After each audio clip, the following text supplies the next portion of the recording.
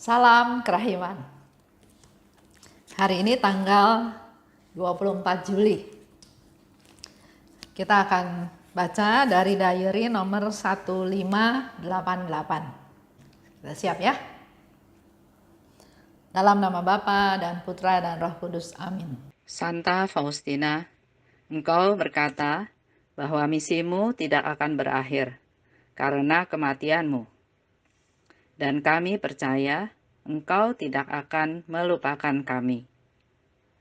Yesus juga berjanji kepadamu, bagikanlah rahmat-rahmat kepada siapa saja yang engkau kehendaki dan kapan saja engkau mau.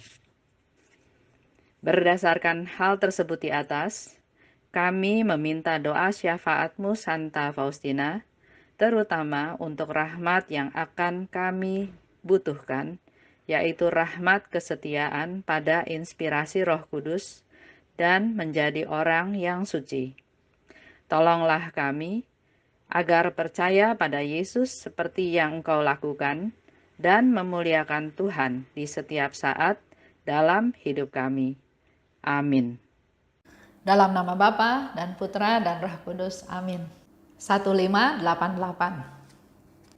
Hari ini aku mendengar suara. Dalam perjanjian lama, aku mengutus para nabi yang membawa ancaman-ancaman kepada umatku. Sekarang, aku mengutus engkau membawa kerahimanku kepada umat manusia di seluruh dunia. Aku tidak ingin menghukum umat manusia yang sedang sakit. Sebaliknya, aku ingin menyembuhkan mereka sambil mendekapkan mereka ke hatiku yang maha rahim. Aku menggunakan hukuman kalau mereka sendiri memaksa aku berbuat demikian. Tanganku enggan untuk memegang pedang keadilan. Sebelum hari penghakiman tiba, aku akan menggelar hari kerahiman. Aku menjawab, "Oh Yesusku, berbicaralah sendiri kepada jiwa-jiwa, sebab kata-kataku tidak berdaya." Kita baca sama-sama ya, kita pelajari sama-sama 1588. 1588 itu bicara tentang hati Yesus yang maha rahim. Bicara juga tentang pengajaran ilahi. Yesus berkata, dalam perjanjian lama, aku mengutus para nabi. Kita tahu ya dari Alkitab, ada Nabi Yesaya, Yeremia, Yehezkiel, Nabi Elia, Nabi Elisa, banyak nabi-nabi. Mereka berhasil nggak? Seolah-olah mereka gagal. Karena manusia sudah menikmati dosanya dan tidak mau lepas darinya. Berhala ada di tangannya. Jadi Tuhan itu dulu sudah mengutus nabi datang untuk mempertobatkan, untuk menyadarkan umat manusia. Tapi manusia ini bebal, ya. Dia tetap pegangin dosanya, nggak mau lepas dari dosanya, dan berhala ada di tangannya. Itu dulu ya di perjanjian lama. Sekarang aku mengutus engkau membawa kerahimanku kepada umat manusia di seluruh dunia. Ya.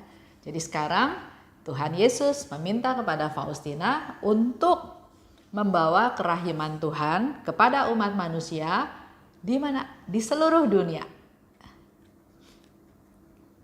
Sekarang kita lihat ya.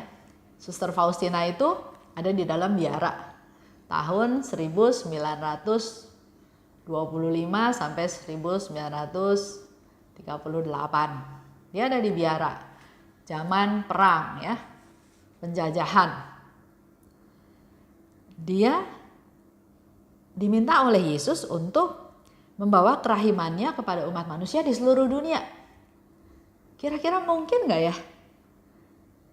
Dia suster yang sederhana, pendidikannya juga rendah, jadi otomatis secara posisi juga bukan posisi yang tinggi. Kerjanya juga di dapur, di tempat pembuatan roti, atau di kebun, atau jaga pintu. Tapi Yesus minta pada suster Faustina untuk mewartakan kerahimannya ke seluruh dunia. Sepertinya nggak mungkin ya. Tapi Suster Faustina nggak menolak, nggak membantah, nggak komplain, nggak keberatan. Kalau Yesus minta itu, dia laksanakan. Dia berusaha sejauh yang dia bisa, yaitu berdoa. Karena doa itu nggak ada batasan jarak nggak ada, batasan waktu nggak ada. Dan doa ini bisa mencapai kemana-mana sampai ke seluruh dunia. Itu tentang doa ya. Jadi Suster Faustina sangat rajin berdoa. Selalu dikatakan, aku ingin orang-orang mengenal kerahiman Tuhan. Aku ingin orang-orang mengalami kerahiman Tuhan. Aku ingin pertobatan dari orang-orang yang berdosa. Jadi keinginannya ini tidak hanya sekedar ingin, tapi dia praktekkan, dia lakukan dalam doa. Doa untuk keselamatan jiwa mereka, doa silih juga, mati raga juga, jadi ada yang dilakukan. Selain itu, Tuhan Yesus minta, gambarlah lukisan Yesus yang Maha Rahim. Suster Faustina nggak bilang, saya kan nggak bisa gambar, kasih saya dong rahmat menggambar. Enggak, Tuhan Yesus cuma bilang, gambarlah, lukislah. Dan aku mau gambar itu dipajang di hadapan umum. Apa yang dilakukan oleh Suster Faustina? Dia berusaha bercerita ke temannya, berusaha menggambar dengan tepung yang ada. Selain itu dia berusaha bicara dengan bapak pengakuannya bahwa Yesus minta seperti itu. Apakah langsung diikuti? Enggak, ditolak juga. Lukislah gambar itu di hatimu, katanya gitu. Nanti Faustina minta lagi. Bapak Soposko juga enggak langsung setuju. Itu tahun 1931 ya. Tapi Suster Faustina baru dipertemukan dengan pelukisnya pada tahun 1934. Selama 3 tahun dia terus berusaha memberitahukan kepada Soposko bahwa dia harus melukis. Gambar Yesus itu harus dilukis seperti yang dia lihat. Jadi ada usaha. Ini juga memberikan contoh kepada kita. Tuhan Yesus minta kita berbuat baik. Tapi orang-orang di sekeliling kita misalnya nggak menghargai perbuatan baik kita. Terus kita mundur, kita marah, kita ngambek. Enggak, lakukan. Karena yang Tuhan ingin kita melakukan firman-Nya. Tuhan nggak bilang, kamu boleh nggak usah melakukan kalau orang merespon kamu jelek. Enggak. Dalam satu keadaan, Suster Faustina juga bilang, aku berbuat baik tapi mereka memanfaatkan kebaikanku, menyalahgunakan kebaikanku. Yesus bilang apa? Tugasmu berbuat baik. Jangan peduli sama sikap orang lain. Selama kamu berbuat baik, kamu menyenangkan hatiku. Lanjut ya. Di situ Yesus juga bilang, aku tidak ingin menghukum manusia yang sedang sakit. Yesus tahu kita semua ini sedang sakit. Karena manusia ini semua berdosa. Dan Tuhan gak mau menghukum manusia yang sedang sakit. Aku ingin menyembuhkan mereka. Kita ya sakit jasmani, sakit rohani, sakit hati, khawatir, takut, gelisah, putus asa, marah, dendam. Itu semua kita lagi sakit.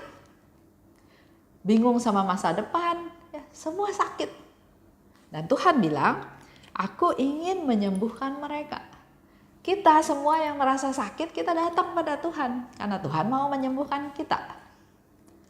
Ingin mendekapkan mereka dalam hatiku yang Maha Rahim. Jadi bukan hanya menyembuhkan, kalau ke dokter dikasih obat, disuntik sembuh. Tapi Yesus ingin menyembuhkan kita semua, mendekapkan kita semua ke dalam hatinya yang Maha Rahim.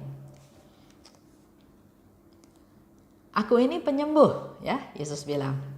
Aku datang sebagai tabib. Aku seperti ibu yang memeluk anak-anaknya, yang sangat mengasihi anak-anaknya.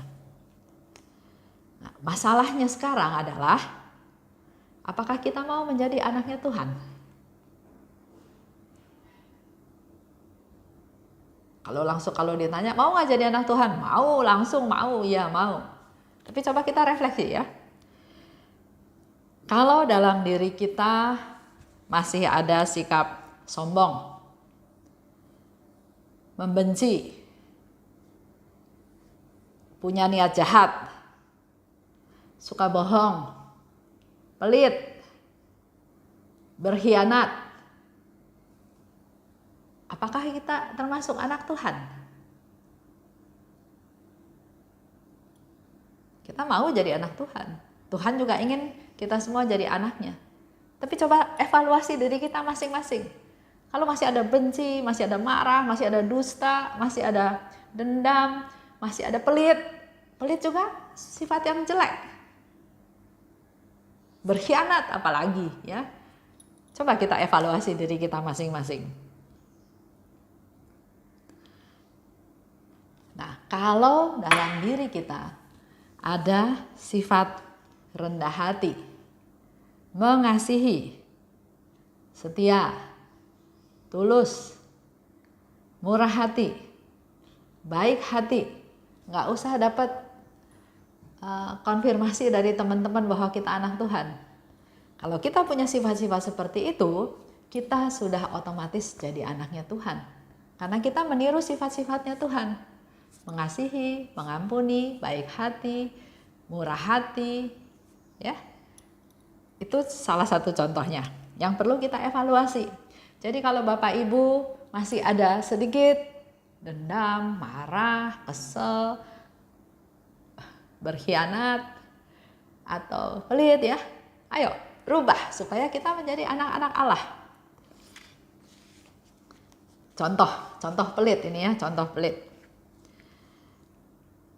Ada jiwa yang malang datang ke Maria Sima.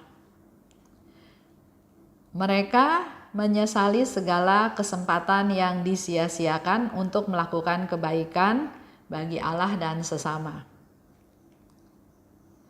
Yaitu jiwa ini cerita kepada Maria Sima bahwa dia mengalami penderitaan, dan penderitaan itu disebabkan oleh karena dia sebetulnya bisa nolong orang, tapi dia nggak mau nolong orang.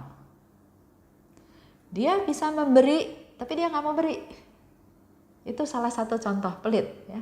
Pelit itu kalau kita lakukan, dicontoh di buku Maria Sima, itu termasuk jiwa-jiwa yang malang, yang mengalami penderitaan karena tidak berbuat yang seharusnya dia bisa lakukan. Bisa memberi, tapi dia nggak mau memberi. Bisa menolong, tapi dia nggak menolong. Masa bodoh, acuh, cuek. Ya, itu salah satu contoh pelit. Jadi nggak harus dikaitkan dengan uang, ya, pelit. Nah, jika kita nanti meninggal juga, kita udah hilang kesempatan untuk berbuat baik kalau kita udah meninggal.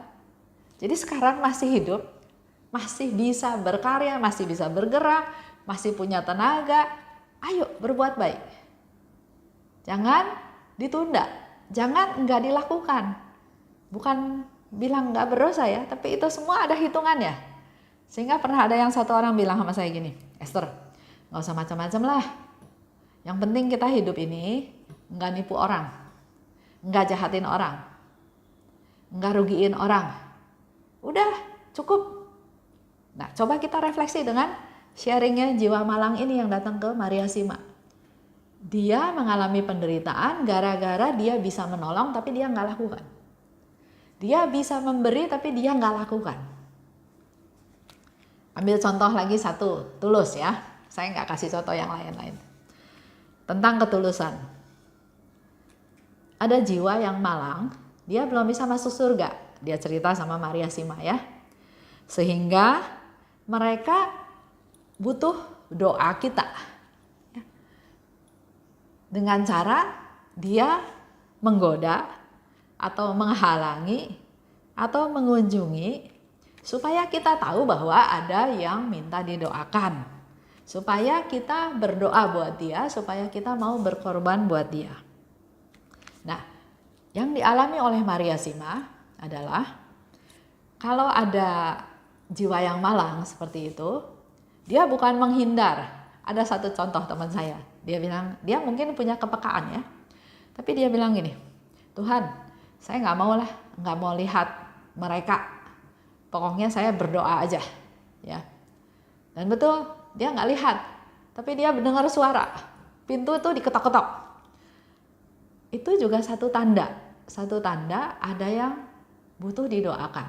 Nah, Kalau yang Maria Sima alami, kalau ada dengar tanda mengganggu, contoh ya, pernah satu kali dia lagi di kamarnya, ada orang laki bolak-balik di dalam kamarnya. Jadi sama dia ditanya, kamu siapa? Dia nggak jawab, pergi.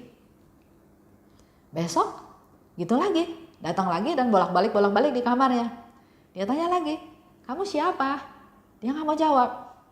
Jadi Maria Sima nanya ke bapak pengakuannya ya, ke mentornya, dia cerita ke pastornya. Pastor itu bilang, lain kali jangan tanya kamu siapa, tanyanya kamu butuh apa, kamu perlu apa. Oke, udah. Jadi suatu malam datang lagi si laki-laki itu.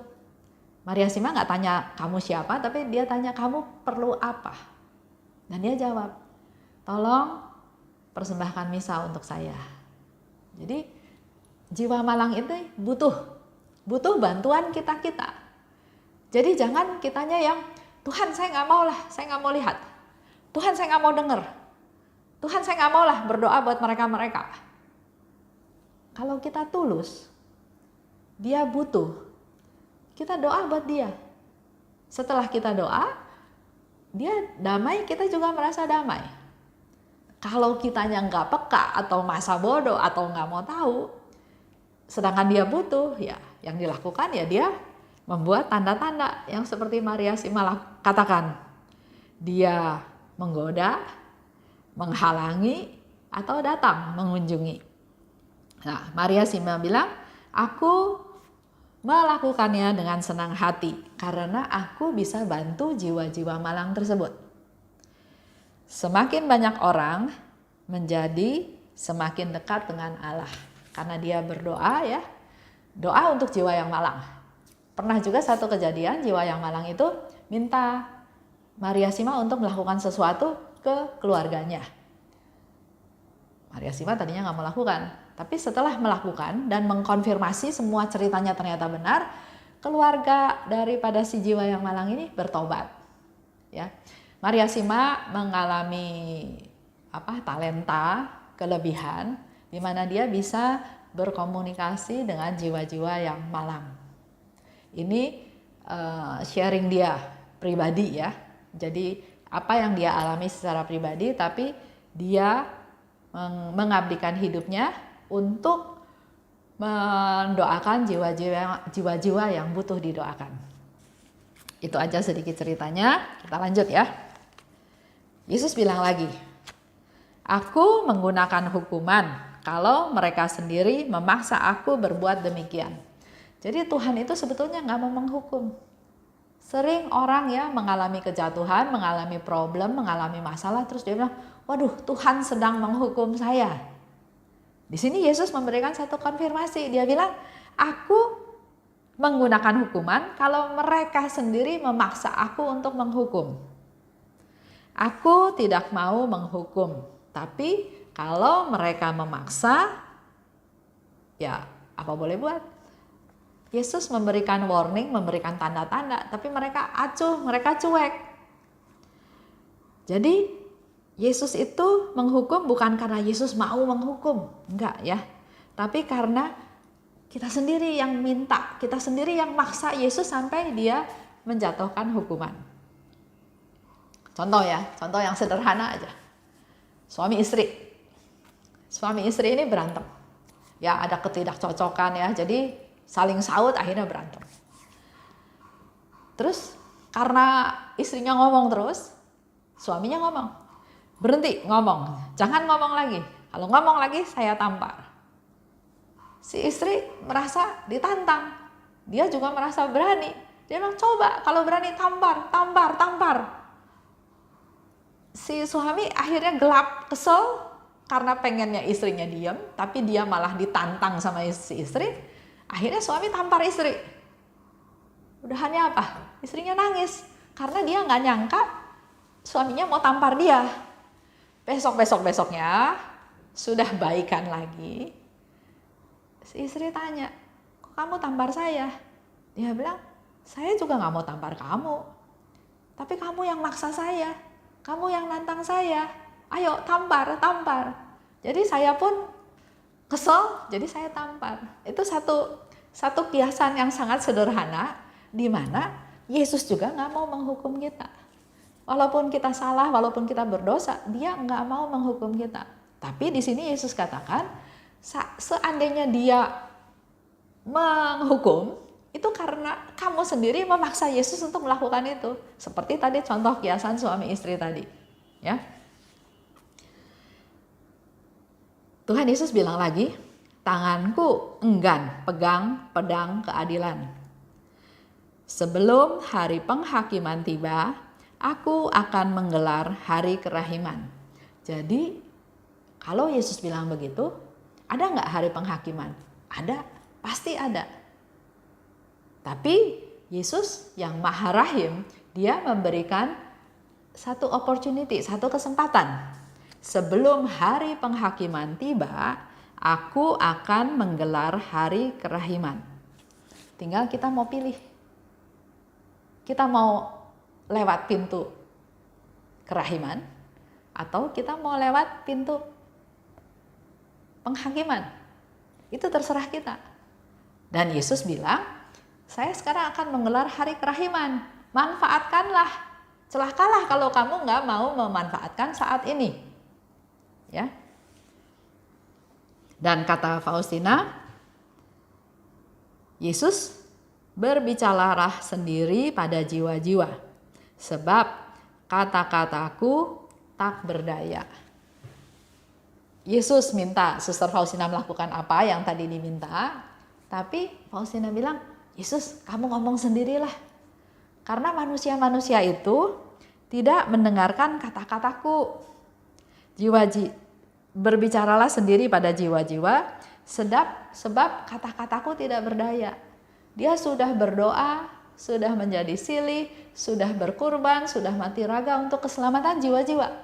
Tapi kok jiwa-jiwa yang dia doakan tetap aja berdosa, tetap aja nggak bertobat. Sampai Faustina bilang, Yesus berbicaralah sendiri kepada jiwa-jiwa. Nah, kita refleksi lagi. Apakah jiwa-jiwa itu adalah kita-kita yang udah didoain sama Suster Faustina sedemikian rupa, tapi kita masih dablek ya, masih keras, masih seperti batu, masih nggak mau sadar-sadar. Kalau hari kerahimannya udah lewat, nanti adanya hari penghakiman, apa yang akan terjadi?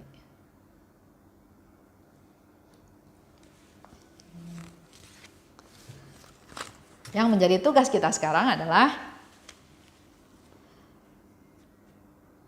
ayo kita evaluasi diri. Apakah saya masih termasuk yang dablek, yang bebal, yang gak bisa diomongin, yang sombong, yang pelit, yang taruh dendam, yang egois, yang berkhianat, yang selingkuh barangkali ya. Coba kita evaluasi diri. Step berikut, kita sadar bahwa kita ini manusia berdosa, lemah, papa. Oleh sebab itu, mari kita masuk dalam pertobatan. Dan kita punya tugas yang lain, yaitu kita harus bawa kerahiman Tuhan untuk sesama, untuk anggota keluarga kita, untuk orang di sekitar kita. Untuk seluruh dunia, seperti yang Yesus minta kepada Suster Faustina, untuk mewartakan kerahiman Tuhan ke seluruh dunia. Nggak ada alasan, nggak bisa. Kita bisa berdoa untuk mereka. Jadi konkretnya kita bisa berdoa, kita bisa melakukan pelayanan, kita juga bisa berkarya sosial. Tidak ada alasan kita nggak bisa berbelas kasih. Nggak ada alasan kita nggak bisa melaksanakan kerahiman Tuhan. Karena Tuhan Yesus sudah kasih jalan juga. Bisa melalui perbuatan, bisa melalui perkataan, bisa melalui doa. Dan doa itu tidak mengenal waktu, tidak mengenal jarak. Bisa sampai kemana saja sejauh-jauhnya, bahkan bisa sampai ke purgatorium. Kita berdoa untuk jiwa-jiwa yang sedang dimurnikan. Baik, itu aja. Kita tutup ya. Dalam nama Bapa dan Putra dan Roh Kudus, amin. Allah Bapa yang Maha Baik, Terima kasih atas rahmat-Mu, atas belas kasih-Mu. Kami menjadi tahu lagi Tuhan bahwa Engkau tidak ingin menghukum kami. Sering kamilah yang memaksa Engkau sampai Engkau harus menghukum kami. Ampuni segala dosa kami Tuhan. Kami mau masuk ke dalam pertobatan. Ubahlah kami Tuhan sehari lepas sehari menjadi manusia baru yang semakin hari semakin berkenan di hadapan-Mu. Mampukan kami juga untuk peduli pada orang-orang di sekitar kami, membawa kerahiman-Mu dalam hidup kami sehari-hari terhadap di dalam keluarga kami, orang sekitar kami, juga sampai ke seluruh dunia. Tumbuhkan rasa cinta kami untuk berdoa buat mereka-mereka yang membutuhkan doa kami. Kemuliaan kepada Bapa dan Putra dan Roh Kudus, seperti pada permulaan, sekarang, selalu, dan sepanjang segala abad. Amin. Dalam nama Bapa dan Putra dan Roh Kudus. Amin. Salam kerahiman.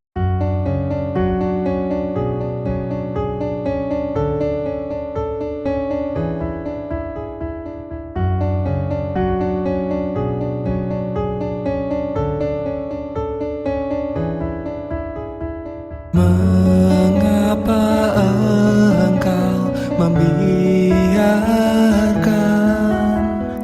banyak dosa dan kejahatan? Mengapa engkau tidak menghukumnya? Ternyata engkau masih memberi kesempatan. Dia memperpanjang masa kerahiman. Celakalah mereka yang tak menyadari. Tulis dan wartakan kerahimannya. Mohon rahmat bagi mereka yang berdosa. Ya Yesus, terima kasih atas semua kesempatan yang Engkau beri. Ya Yesus, ampunilah atas semua dosa yang terjadi.